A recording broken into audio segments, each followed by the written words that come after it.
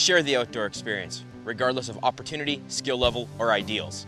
This is the mission statement of Blue Collar Outdoors. Since 2006, I've poured my heart and soul into developing an idea that would allow everyday sportsmen to share their hunting and fishing adventures.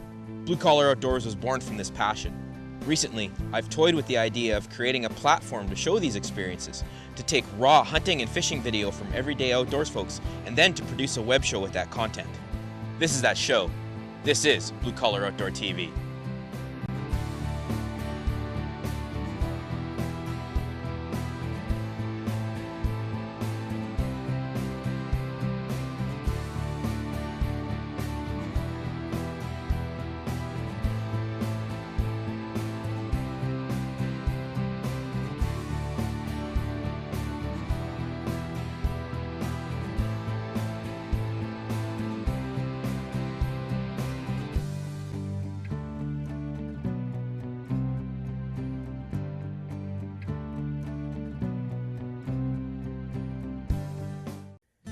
Welcome to this episode of Blue Collar Outdoor TV, folks. I'm your host, Ryan Yaskiw. On this, the spring hunting special episode of BCO TV on YouTube, we're gonna first go along with myself as I go on a early season bear hunt, or in early May, where I have a surprising encounter with a very large boar. Then, in the second segment, I'm gonna touch on how I've turned Blue Collar Outdoors into a renewable energy responsible production.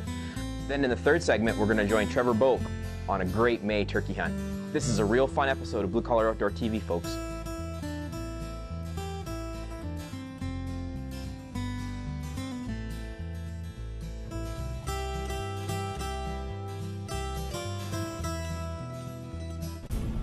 So now I'm heading up to do some bear hunting today. It's gonna be a great day. We're under high pressure, got southerly winds. The thermals are gonna set up really nice. It's gonna be a perfect day to hunt bears. It's pretty early in the morning still, it's about 9 o'clock, but I'm going to do a little bit of running around and check both bait sites out and see what's going on. Fisher's been hunting the south bait site with very little success. He did see a bear yesterday finally, but there's a lot of bears coming in, a lot of food's going, and there's some really big tracks in there. So it's just a matter of putting in the time equity, I think, and something should eventually walk in front of us. Hunting bears can be difficult as it takes a large financial commitment. There's a lot of driving involved, purchasing bait can be very expensive, but it's a little bit easier if you partner up with someone. And in my case, it's a little bit easier because I have a cabin within 20 minutes of both of my baits that I can stage out of.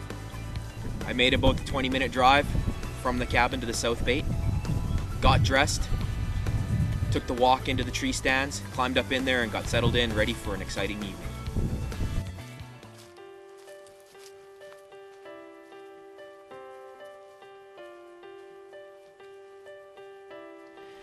Now I'm back in my element.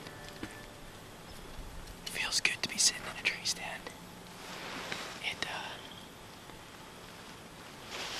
I absolutely love turkey hunting. Running around on the ground, acting stupid, doing things you normally wouldn't do. But I'm a big game hunter, and the tree stand is the place where I belong. So I'm all harnessed in, safe. I think it's about 5:15. We just had a thunderstorm roll through and a little bit of rain, a couple of cracks of thunder, and that's about it that came of it. And then we had a bunch of smoke come through from a stubble fire, I'm assuming. And it choked me out a little bit. And now things are settling in, so I'm gonna sit down, let the squirrels at the bait site entertain me for a few minutes, and hopefully see the absolute giant that we know for a fact is coming in here.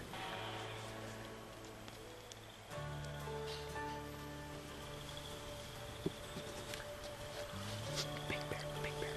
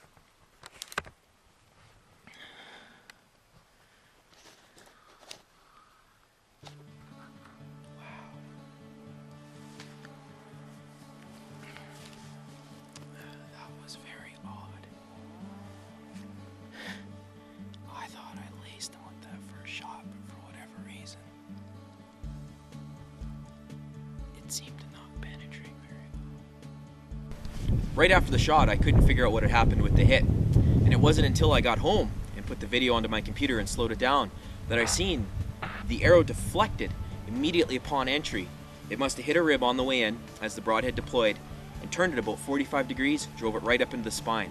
The first hit was a killer, but putting a second arrow in the animal wasn't a bad idea. Very strange.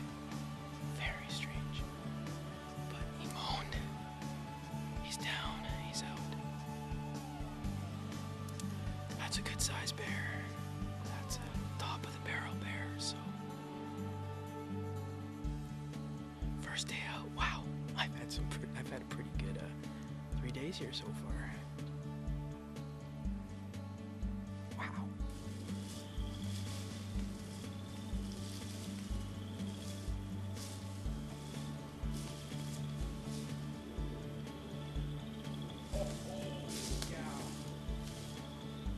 That's a big bear. Well, here he is. Big old brute. Oh boy. What a bear. What a super bear. Holy cow. He's been fighting too. Oh man, and he tore up. This is a big bear. That is the biggest bear I've ever seen at any of my baits. It was odd the way everything worked out. Just in how he acted after the shot. It was like he was spined, but I'm looking at the wound and, you know, kind of maybe is a little bit high. But either way, I got the job done. I had to put another arrow into him and finish him off, unfortunately. I didn't want to end his life that way, but once that second arrow was through, it was over in, you know, a matter of 5 seconds. Wow, super big bear, super proud of him. And I'm really now looking forward to this fall coming up. With the way my luck is going, I think I might put a few big deer on the ground as well. What an exciting hunt, where I learned a valuable lesson about shot placement, about being patient and waiting for the ultimate shot, and also understanding the limitations of my equipment. Now I want to touch on how I've turned Blue Collar Outdoors into an environmentally responsible production company. For the last 2 years, I've been researching the process of going off-grid, and over the last year I've purchased some equipment to help me do that. During the winter I decided that I wanted to do something better. I wanted to do a better job of being more responsible when it comes to environment with Blue Collar Outdoors. I burn a lot of resources to produce what I do. Gas, time, food, all these things that aren't necessarily the most environmentally friendly. So I wanted to give back in a way. So what I've done is I've built a solar system right here today in my home at Minnedosa. And now all my filming and all of post-production for Blue Collar Outdoors is now off-grid and on solar. It's going to be a learning curve for me. I don't proclaim to understand the system or the entirety of solar and how it works, but this is how we learn as individuals, and this is how, one way, I've decided I can give back a little bit to the environment. All right, folks, now let's join Trevor Boak on a great May turkey hunt.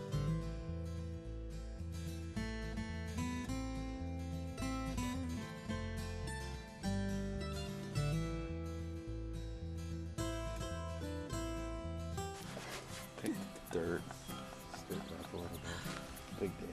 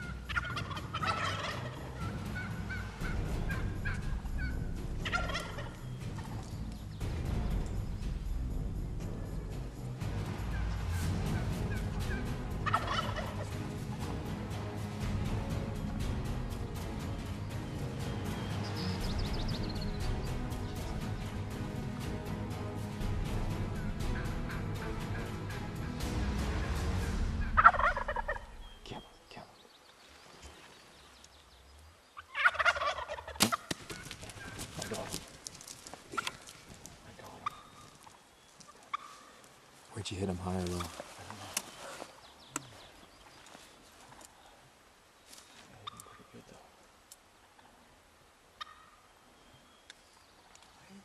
Oh, he's going down, I think. What an awesome morning. Just beautiful outside. And we had turkeys come down the lane. We didn't know whether we were gonna get them come past us. They finally made up their mind. They started coming towards us and we had just a huge flock. And 2 hens came past first there. And they spooked at the decoys, but luckily the rest kept coming. And you know, I didn't know which bird I wanted to shoot. They kept coming, they kept getting bigger and bigger. And I kept saying to Ryan, hold on, hold on. And I think he thought I was crazy for passing up a couple of the birds I did. And finally this joker came in and he was only probably 10 yards. And when I shot, he was probably about 20 yards, but when I drew, they had no clue I was there and let him have it. Unfortunately, the shot wasn't the best. And we had to go looking for him and found him eventually, but pretty proud of this Tom though, because wow, we had a lot of turkeys come past us this morning. That was just awesome. Great experience. All right, folks, thanks for watching this episode of Blue Collar Outdoor TV. I'd really like it if you subscribe to Blue Collar Outdoors channel, as well as joining our Facebook page, Blue Collar Outdoors. We've got another great episode lined up for you folks in May. I'm going to show a hunt that took place last year on a farm that I've been working on for the last 3 years, where I was able to finally score on my first buck on that farm. And then we're going to go on to a new farm where David Hepner and I have got exclusive access, and we're going to start improving the habitat on that farm for wildlife. It's going to be a great episode in May, folks. You don't want to miss it.